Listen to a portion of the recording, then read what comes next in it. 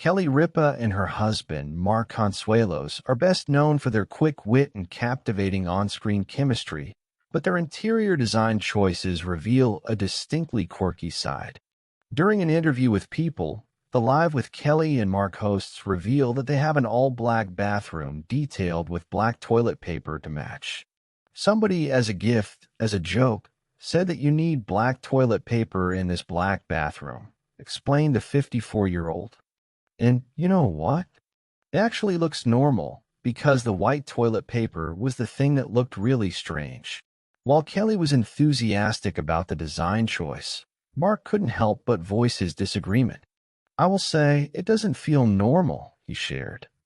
"Nobody really uses that toilet," replied Kelly, to which Mark said, "I have." "Well, there you go," added Kelly. "I have not used the black toilet tissue. I just like the way it looks. It blends into the wall." The couple went on to share that they have even given their dressing rooms on the live set playful nicknames, with Kelly revealing that it was Mark's idea. "Lucy and Desi," he said. "Desi is the guy's bathroom, Lucy is the girl's. There's like a Lucy and a Desi, and he likes that. So that's what he named our dressing rooms." "It's kind of cool," explained Kelly. Back in December, the couple gave Architectural Digest a peek inside their $27 million townhouse on the Upper East Side of Manhattan. Kelly and Mark purchased the lavish abode 12 years ago and transformed it into a modern living space with notes of French and old Hollywood glamour inspired by the film Mommy Dearest. Kelly called her home her favorite place on earth. "We've moved several times in our lives, but no matter where we go, for me, this is my forever home," she shared. "When I walked in here, I was like, this is the final place where I will live. I love this house so much." She continued, "I don't want to sound morbid, but they'll have to carry me out of here feet first because I've gotten good and comfortable in this house." The couple have enjoyed living alone since their kids, Michael, Lola, and Joaquin, all respectively flew the nest for college. During an interview on Jimmy Kimmel Live, the TV stars opened up about the changes to their home life since they waved goodbye to their children. In response to Jimmy asking how it's been since the siblings embarked on their new chapters, Kelly said, "It's amazing." Kelly always said a house was less about square footage and more about the personality that lived inside it. You could tell a lot about someone by the way they arranged their books, the art they chose for their walls, the kinds of light bulbs they preferred, whether warm and forgiving or stark and exacting.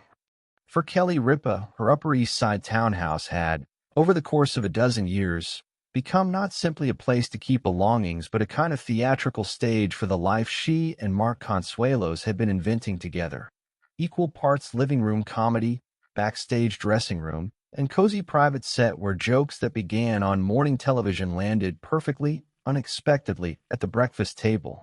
The revelation that made late-night monologues and online headline copy that week was small and ridiculous and utterly emblematic of the home's particular logic. The Ripa Consuelos household had an all-black bathroom, complete with black toilet paper. That someone had gifted the toilet paper as a joke, a present more mischievous than practical, and that Kelly had put it on the roll anyway, because it looked normal in context, was the sort of anecdote that told you everything you needed to know about the couple. You could picture Mark's mild protest. "It doesn't feel normal," he said, and Kelly's delighted insistence that she hadn't once used it, preferring instead the way it vanished into the room, the way it obeyed the aesthetic. Most people assumed that a place valued at $27 million that sat on the Upper East Side would be a solemn monument to wealth, polished floors, conservative upholstery. Art shoppers would nod it approvingly while exchanging wry, under-the-breath judgments. But Kelly's house, for all its old Hollywood references and French flourishes, refused to be a museum. Instead, it was a lived-in narrative where glamour behaved like a character on a sitcom, perpetually ready to deliver one more punchline.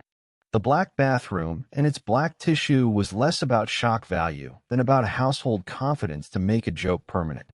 The story begins, as many do in Kelly's mind, in the entryway, a small domestic theater where arrivals were greeted and departures measured. When they first walked through the door, Hand in hand, it felt to both of them like a finale. They had moved many times before, pitched tents and built nests in apartments that were clever and imperfect, and each move carried the thrum of new possibility. But this house, with its limestone stoop and generous, high-ceilinged rooms, whispered something final in a way that was irresistible. "You could die here," Mark joked the day they toured the top-floor library. He meant it in the way lovers joke, half the truth, half a dare. Kelly, who loved language the way other people loved chocolate, tucked the comment into her memory like a souvenir. When she later said, in a way that was both flippant and tremulous, "They'll have to carry me out of here feet first," everyone laughed because the image was comic and because Kelly always made the morbid a little glamorous.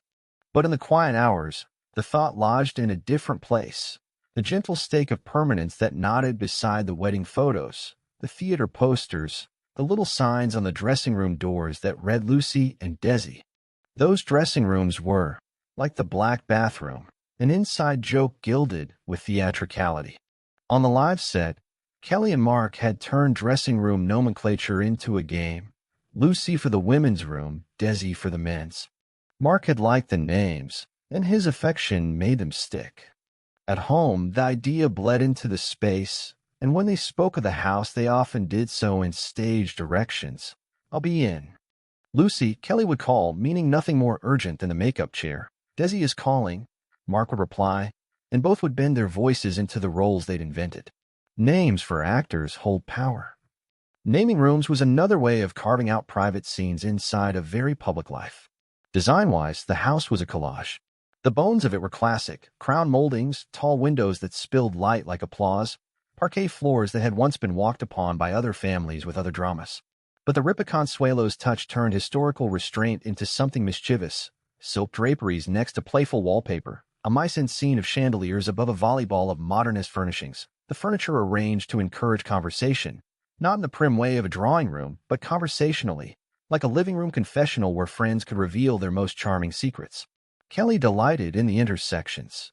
There were moments when the house decided to be French, and others when it leaned into the sweeping, exaggerated glamour of Mommy Dearest, not in the slavish way of reproducing that film's darker impulses, but as a certain willingness toward drama.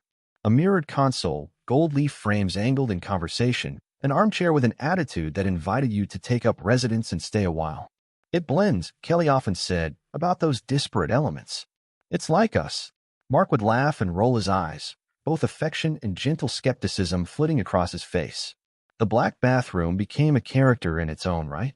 At first glance, it seemed like a design stunt. Walls painted a deep, absorbing black, glossy fixtures that read as jewelry against the darkness, a tactile feel that asked you to hush. But the joke, the black toilet paper, gave it a heartbeat. When someone in the know gifted them the role, it was a small, absurd ceremony. Kelly, whose instincts were theatrical, immediately recognized the charm. "White paper is what looked strange," she explained later, with that breathy cadence she used when making a point that bordered on confession. In her house, things were allowed to be odd, as long as oddness carried a kind of logic. Mark's discomfort with the tissue was as important as Kelly's fondness. He was the necessary foil, the human counterbalance to Kelly's gleeful design impulses. He would pick at the edges of the aesthetic with the seriousness of a man who had been raised in a family with different priorities, a father who prized functionality, a mother who valued order. "It doesn't feel normal," Mark admitted, but in his words there was no condemnation, only observation. He was, as always, prepared to live inside the joke with grace, even if the joke made him slightly uneasy. The bathroom came alive as a place of private rituals. Kelly liked to stand at the window in the mornings, hair wrapped in a turban, coffee in hand, and watch the city wake up beneath him, the streets a smattering of includes, the neighbors preparing to begin their days. Sometimes, in the late hours, when shows were edited and scripts folded away, she would retreat to the black room simply to savor how it swallowed sound. "It's like a stage," she told a friend once, "but a small one." Mark, by contrast, used the bathroom in the pragmatic sense. The anecdote that he had, in fact, used the black toilet paper at least once, that he had braved the aesthetic for the sake of function, was the kind of thing Kelly treasured. It was proof, in miniature, of how they negotiated boundaries.